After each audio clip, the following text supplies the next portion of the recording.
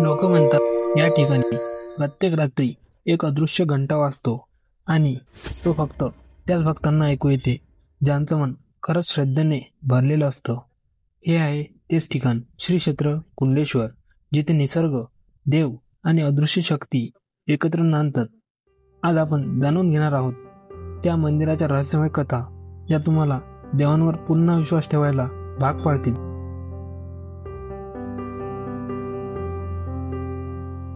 मित्रांनो, आजच्या या श्री क्षेत्र कुंडेश्वर या व्हिडिओमध्ये आपण पाहणार आहोत या काकांशी केलेला संवाद, तसेच त्यांच्याकडून घेतलेली श्री क्षेत्र कुंडेश्वराची थोडी माहिती आणि मंदिरामागे लपलेला इतिहास, तसेच मंदिराचे एक असे रहस्य जे आपल्यालाही थक्क करून टाकणार.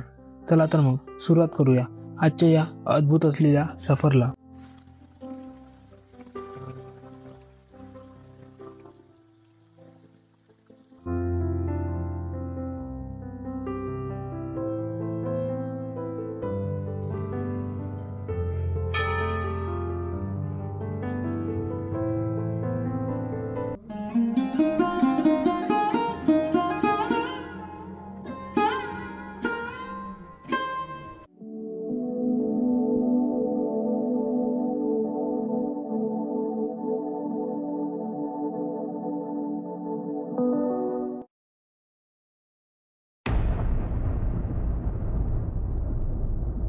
नमस्कार मित्रांनो, माझं नाव आहे शुभम आणि आज आपण चाललो आहोत एक अशा पवित्र स्थळाकडे ज्याचं नाव ऐकताच मन भक्तीने भारावून जाते, श्री क्षेत्र कुंडेश्वर.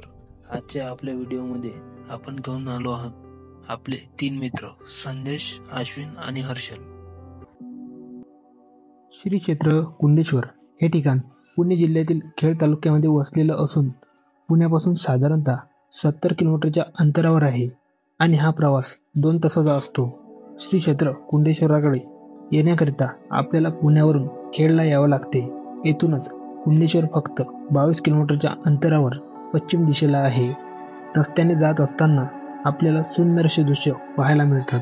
तेवढ्यातच आपण कुंडेश्वराच्या खाली वसलेल्या वाईट या गावात येऊन पोहोचतो. सर्वप्रथम आपण येथे असलेल्या श्री हनुमान मंदिरामध्ये येऊन त्यांचे दर्शन घेतो, कारण या हनुमान मंदिराची विशेषता अशी आहे की येथील मूर्ती अतिशय सुंदर स्वरूपाची आणि देखणी अशी आहे. कुंडेश्वर मंदिराकडे जात असताना रस्त्यानेच लागतो एक छोटंसं पण सुंदर असं गाव वाईट.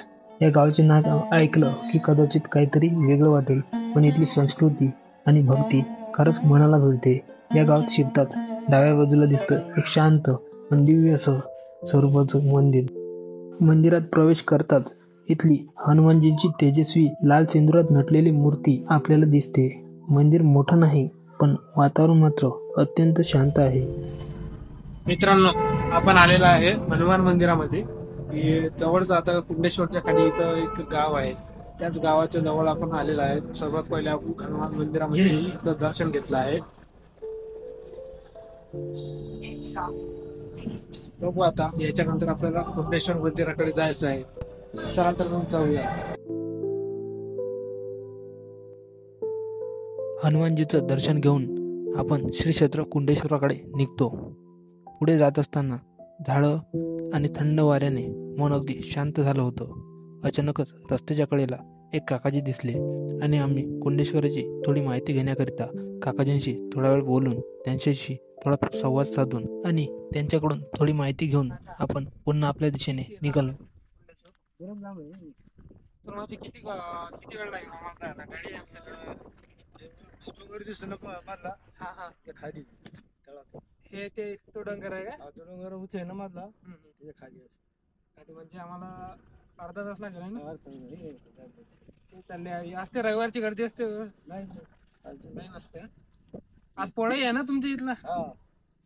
आम्ही बघितलं तिथं गावामध्ये, म्हटलं यावेळेस कसं काय पोळा राहते. तुम्ही बोलले आम्ही तसे प्रॉपर विदर्भातले, बुलढाणा. आता वेळ बोलतो आणि मागले सर्व महिन्यात झाला. ते काय करतो आम्ही, काय असं काही देवस्थान किंवा गरीब गाव असते ना, तिथं जाऊन आम्ही व्हिडिओ काढतो आणि लोकांना पण मदत वगैरे करत असतो. त्यामुळे म्हटलं आता इथं जाऊन बघावं. आम्हाला इथली काही माहिती नव्हती, त्यामुळे म्हटलं तुम्हाला विचारावं जरा. आणि इथंच आता पहिल्यांदा माहिती नसल्यामुळे तिकडून आलो, बघितलं, म्हटलं काकाशी बोला, त्यांना जरा किती लांब आहे काय. हे अर्धा तास लागेल. हा हे झाड दिसतं ना, हा एवढं खाली. तिथं आहे ना. हा, आज खाली आहे मीच. सापडला. ते ब- इथे इथे एक मंदिर लागत पुढं. हा हा ठीक आहे. ते खांबळा आहे ना, हा, त्या खांबाजवळ तिथे मंदिर बाहेर कळायचं कळून जायचं. तिथून बघतो आम्ही जाऊन. तिथून जायचं तसं. तुमच्या गावात असं कोणी गरीब वगैरे आहेत का, भरपूर गरीब, की ज्यांना मदतीची गरज आहे, त्यांचे खरोखर मदतीचे वयस्कर, जसं तुमच्या वयाचे आहे का कोणी इथं एवढे? काय काय नाही. म्हणजे कसं आम्ही काय करतो, तिथपर्यंत जातो, त्या लोकांना मदत करतो काहीतरी, आणि आमच्या व्हिडिओच्या माध्यमातून लोकांपर्यंत पोहोचवतो. आता आपण दुपारी गेली काय असे हा. इथं कुठंतरी ही त्याची मला घरं दिसत आहेत त्या बाजूला, तिथं कोणी आहे का गरीब वगैरे? ठाकरवस्ती. हा हा. आणि तिथं जाऊन जर जाय गेलो तर ठाकरवस्ती. मिळेल का कोणीतरी? असतो आम्ही जाऊन, त्यामुळे विचारावं काकांना एकदा. तुमचं नाव काय? इथं इथलंच आहे का तुम्ही राहणार? आम्ही ते जेवाडीचे दिवाळीचे आहे ना बाजूला. ते आले. हे तुमचंच आहे का? हे आपले जनावरीच असे बांधा बांधतो.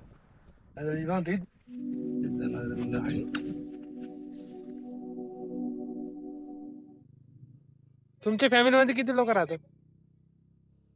किती लोक राहतात? आता आम्ही दोनच इथे. दोघंच आहे का? आणि आपले 2 पोरं आहेत तुमच्या हा. ना, मुंबईला आहे. त्यांच्या बायका ते मुंबईला आहे. ते येत नाहीत का? ते येतं आपलं काही असलं असं गणपतीला आलती. हा. गणपती होता ना आता, तेव्हा आली. त्याच्यानं आता आमच्या इतरला येतील, नाही तर दिवाळीला. पायट गाव सोडलं की रस्ता हळूहळू डोंगराच्या कुशीत शिरायला लागतो. छोटासा वाटणारा रस्ता आता निसर्गामध्ये आल्यावर मोठा वाटू लागला. डावीकडे उजवीकडे डोंगररांगा जणू निसर्गाने उभी केली हिरवी भिंतच असावी. आणि जसजसं आपण पुढे जातो तसतसा एक मधुर आवाज कानात येतो, तो म्हणजे इथल्या धबधब्यांचा आवाज. या रस्त्यावर अनेक ठिकाणी लहान मोठे धबधबे दिसतात. याचं पाणी अगदी थंडगार आणि स्वच्छ, जणू डोंगराच्या हृदयातून वाहत येतो.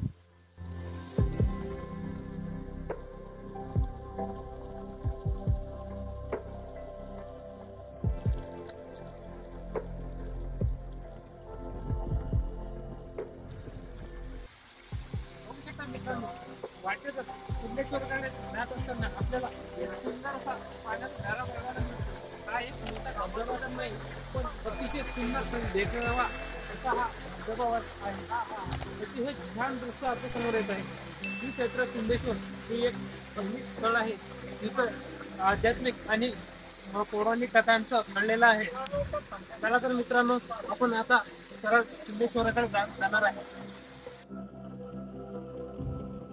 श्री क्षेत्र कुंडेश्वराकडे जाण्याआधी इथले आणखी काही धबधबे आपण बघणार आहे, जे की आपलं मन आकर्षित करून घेतात.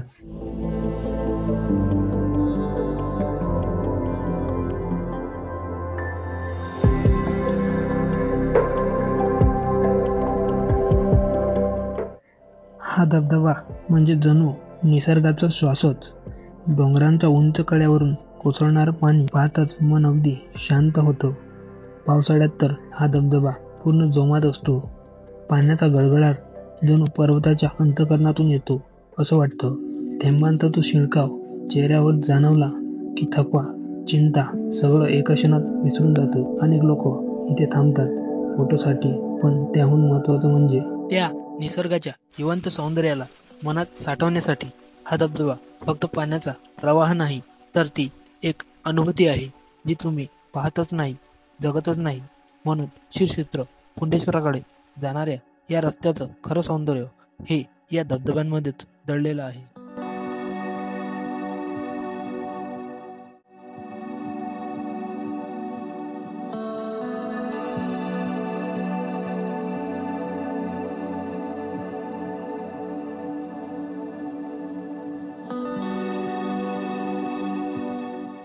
रस्त्याच्या थोडं पुढे आल्यानंतर श्री कळमदाई मातेचं मंदिर इथं आपल्याला लागतं. तेवढ्यातच आपण श्री क्षेत्र कुंडेश्वर या मंदिरापर्यंत येऊन पोहोचतो. बघू शकता मित्रांनो, आपण श्री क्षेत्र कुंडेश्वर इथं पोहोचलेलो आहे. बघू शकता माझ्या पाठीमागं श्री क्षेत्र कुंडेश्वराचं हे मंदिर आहे. चला तर मग जाऊया मंदिराच्या आत. मंदिरात प्रवेश करताच आपल्याला सर्वप्रथम बाजूलाच पाण्याची व्यवस्था दिसते. दर्शनासाठी येणाऱ्या भाविकांसाठी इथे स्वच्छ आणि थंड पाण्याची सोय केलेली आहे.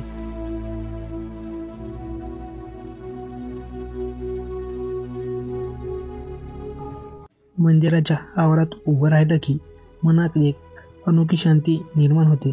असं वाटतं जणू भगवान कुंडेश्वर स्वतः आपल्या उपस्थितीची जाणीव करून देत आहेत. मंदिरासमोरच उभा आहे श्री कुंडेश्वर मंदिराचा हा ध्वजस्तंभ. ध्वजस्तंभ म्हणजे भक्तीचा आणि श्रद्धेचा एक प्रतीक आहे.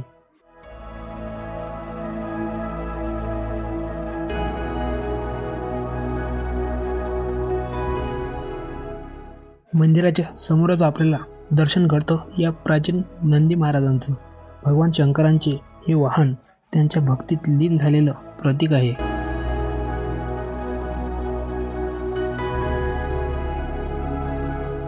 मंदिराचा आजूबाजूचा परिसर आणि संपूर्ण आवार एकदम स्वच्छ आणि शांत आहे. मंदिराच्या भोवती हिरवळ पसरलेली झाडी आणि वातावरणात एक वेगळीच पवित्रता आहे. तुम्हाला एक प्रश्न पडला असेल, कुंडेश्वराचं नाव कुंडेश्वर हे का आहे? असं म्हणतात की भगवान शंकराने या ठिकाणी आपल्या तपस्येच्या काळात विश्रांती घेतली होती. त्या काळात त्यांच्या चरणाखालील भूमीवर अनेक लहान लहान कुंड पडले. हे कुंड आजही मंदिराच्या आजूबाजूला पाहायला मिळतात. या पवित्र कुंडामधलं पाणी वर्षभर थंड आणि स्वच्छ राहतं. स्थानिक लोकांच्या मते या कुंडाच्याच आधारावर स्थानाला कुंडेश्वर असं नाव पडलं.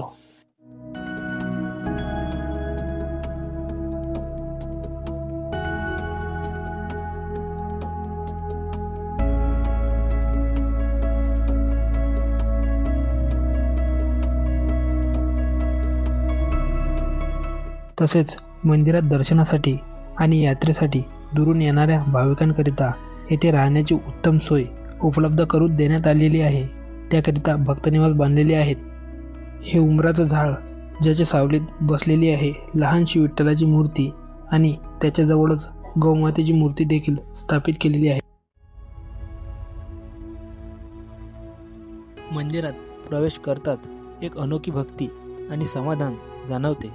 हाच आहे तो घंटा जो प्रत्येक रात्रीच्या वेळेला वाजतो आणि त्याच भक्तांना ऐकू येतो ज्यांच्या मनात खरंच भक्ती आणि भावना असते. ही शिवलिंग अत्यंत प्राचीन आहे आणि त्याच भक्तांना आपली उपस्थिती जाणून देते.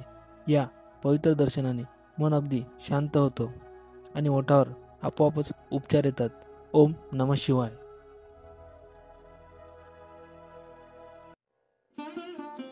मंदिराच्या आत शिरताच आपल्याला एक भव्य अशी शिवलिंग पाहायला मिळते. याशिवाय शिवलिंगाचा इतिहास बदलला तर हे श्री क्षेत्र कुंडेश्वर मंदिर पूर्वी डोंगराच्या शिखरावरती होतं. एक तेलीबाई होत्या ज्या देवांच्या दर्शनाला रोज शिखरावरती जायच्या. परंतु वयमानाने आणि जास्त वयाने त्यांना येण्या जाण्याकरिता खूप त्रास होत असल्याने त्यांनी देवांना प्रार्थना केली की देवा मला यायला खूप त्रास होतो, तर तू खाली येशील तर बरं होईल.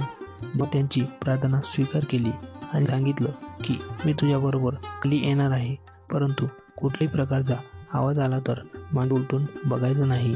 आणि शिखरावरून येत असताना याच ठिकाणावर एक आवाज आला आणि त्यांनी मागे उलटून बघितलं तर इथेच देव थांबले. आणि तेव्हापासूनच हे श्री क्षेत्र कुंडेश्वर मंदिर इथे स्थित झाले.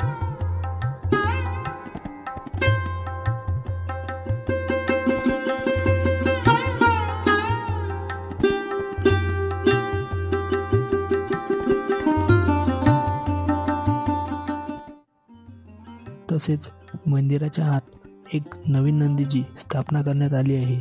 हा नंदी अतिशय सुंदर असून शैलेवर शिवलिंगाच्या समोर आहे.